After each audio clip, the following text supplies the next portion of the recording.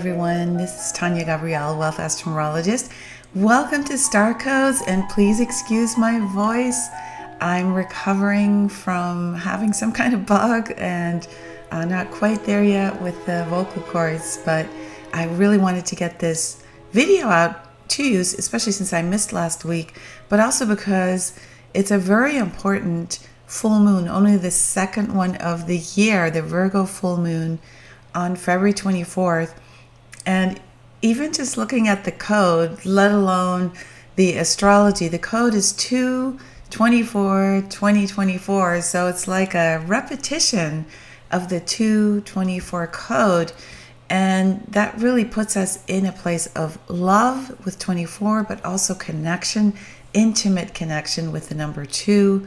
And of course, 2024 adds up to 8. So it also puts us in the number 8, which is strength and courage, leadership, and feeling empowered from within. The key word is from within.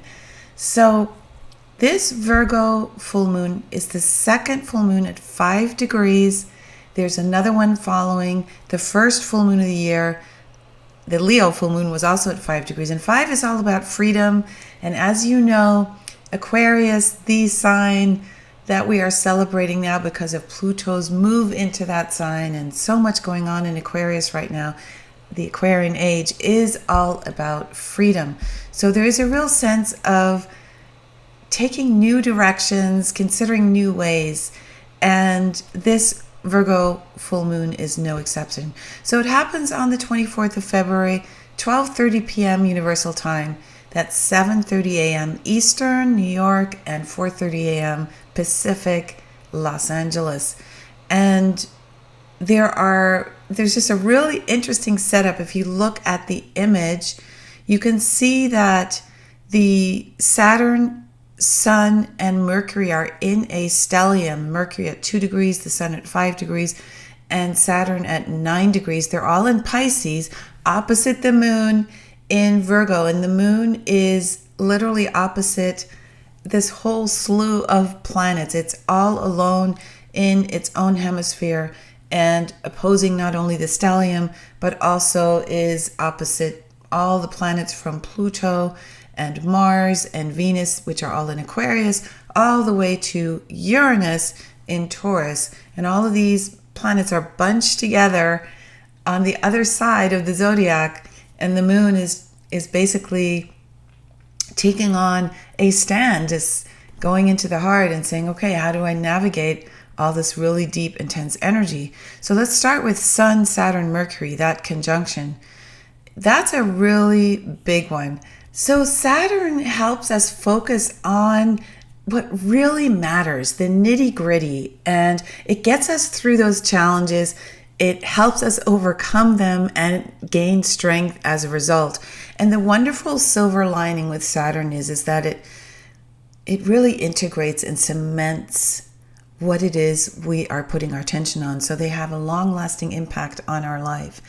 So pay attention during this full moon about what you want, how you're going to go about getting it, and creating a structure for your dreams, for what it is you'd like to implement and manifest for your highest good.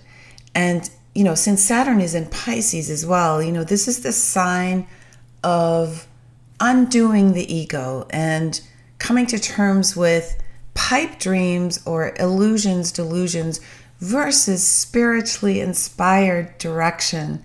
And with Mercury, there's a lot of deep thinking when it's joined with Saturn, understanding things at a very deep level and then wanting to communicate those in some way, but in a more gentle way. After all, this is Pisces, and Virgo is the sign of healing.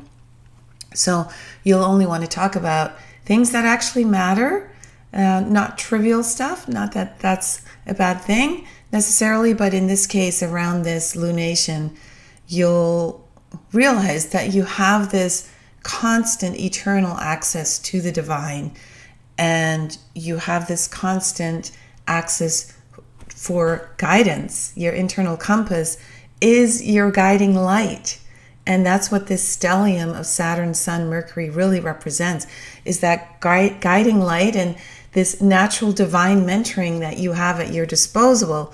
So if you listen closely and you really interpret what comes through, you can share with your heart in a beautiful way. Now, this stellium becomes exact a few days later on February 29th, the actual final day of the month, when the Sun and Mercury and Saturn actually also create a sextile to Jupiter. And that is incredibly divinely planned as well, because it creates a silver lining of joy and happiness and expansion. And it means that when you really do make your intentions clear, that you can embark on a wonderful project around this time that helps you with growth, expansion, entrepreneurship, freedom, a really true sense of joy by you implementing a new approach that is truly internally motivated and inspired. Now, the moon, of course, is in Virgo, and Virgo does govern health and healing. It governs your daily life. It's the 6th house in astrology, the microcosm and the macrocosm, the above and below, being just intimately connected and appreciative of Earth and the bounties of Earth, the crystals, the aromatherapy, everything that's wonderfully Earth-centered. All divine healing modalities are covered by Virgo. And this means that in taking this time to listen to the divine guidance, you literally are inspired by Earth to do what is good for you, like grounding yourself. No matter what the climate is like for you, there are ways to be rooted in Earth and get outside and walk amongst the trees, walk amongst the sky, the blue, the sun, and feel the sun on your face. This is a really important theme at this time for healing in general. So the moon is trine to Jupiter. The sun is sextile Jupiter during this full moon. This brings a lot of blessings. Jupiter's at 10 degrees Taurus and sun and moon at 5 degrees in their two signs. So this is, Taurus is another earth sign to Virgo. That's a beautiful trine. It does bring many blessings. And as long as you have this strong commitment to uplifting your life and being in a place that resonates to high vibrations, to upliftment, to supporting and being kind to others, Jupiter just will bring incredible blessings at this time. These earth signs, just like Saturn rules the 3rd earth sign, by the way, which is Capricorn. So these earth signs, where Jupiter is in Taurus and the moon in Virgo, they help you, along with Saturn, to lay down roots. That's what earth signs do. The roots go into the earth. And in this case, the roots are about expansion, about financial flow and love and wisdom. And so you can really have it all. That's the thing. You really need to trust that this is available to you. One more thing, Venus conjuncts Mars around this full moon as well. And Venus and Mars are both square to Jupiter, which expands the inner magnetism, the deep connection, the celebration, the charisma, the sensuality, really resolving personal issues. And then the square to Jupiter is, with Venus, it's the two benefics that are really activating each other, which is wonderful. So it's really opening you up to feel generous and positive and optimistic. And then with Mars square Jupiter, you just have to watch. You get a lot of energy with that, but you want to guard against impulsiveness, and where your courage turns into something that's more aggressive, and really channel that into just sheer courage to move forward with your goals, to stay in a place where that energy is supportive of you and strengthening you. And Jupiter just truly wants you to feel that sense of eternal expansion, that it's all yours. The world is your oyster. And so you want to, yes, moderate your energy a little bit with the square to Mars, but you also want to take advantage of the forward momentum.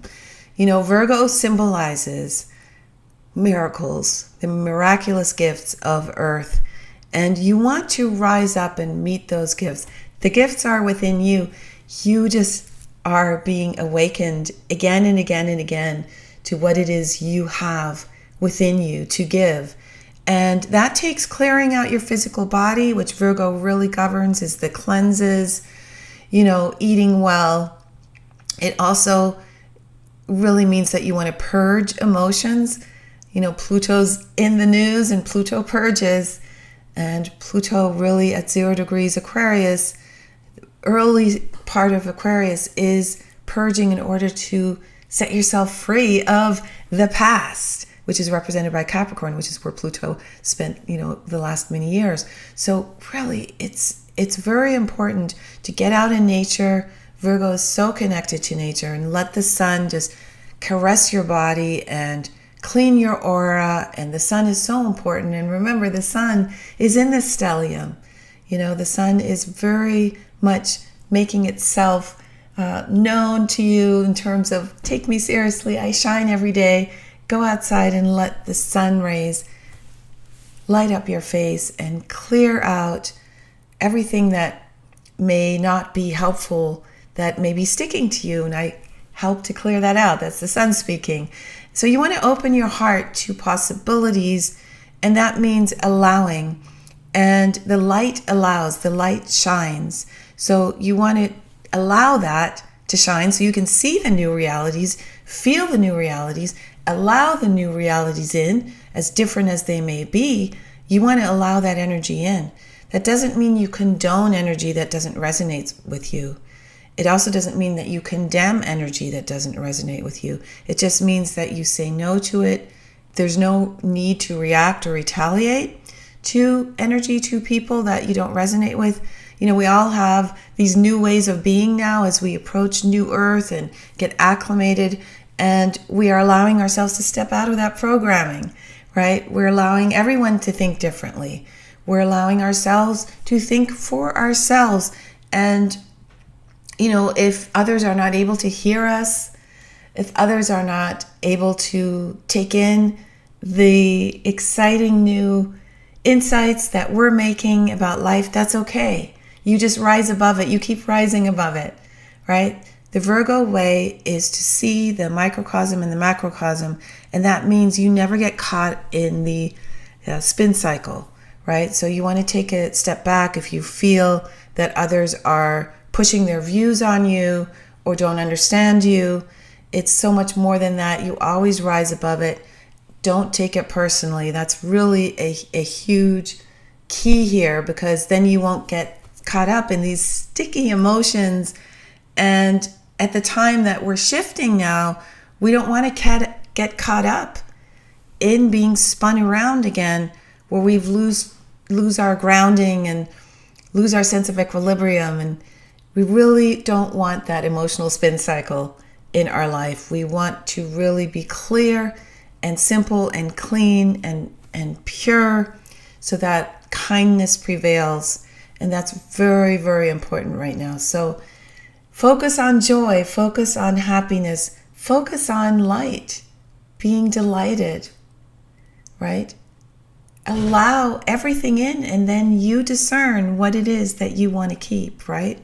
So everything Virgo is related to health, to a clean diet, to helping you love what's in front of you, the simple life, and helping others. Virgo loves to help. Virgo is there to be of service. It's the 6th house, and the number 6 in numerology is all about being of service to others, being loving, being supportive, and of course taking care of you first, right? Just like they say when you're in the plane and you have your kids, you put your mask on first so that you can be there for your kids. And that's very important, is self-care with Virgo. So live in your heart. That's the only place you need to live. And that's where you get the inspiration to do any of these activities that are life enhancing, to feel this way about life and to feel this way about others, and allowing others to be themselves without you judging them, and you just keeping an open heart and an open mind. So that is the news from Virgo. that is the news for the stars this week. And to help you through the week and through the Virgo full moon, I highly recommend my free masterclass, How to Master Your Stars. It dives into the new earth, the new spiritual life that we're all learning to live, discovering within ourselves. So you'll discover the secret to spiritual mastery, the true meaning of your rising sign, your natal sun and natal moon's huge impact on abundance, on living a joyful life, and how to instantly connect with spirit, and so much more. We cover it all, and it's there to help you, and it's free. So go to spiritualmasteryclass.com, enjoy that free masterclass, and I will see you in next week's Star Codes forecast. Lots of love.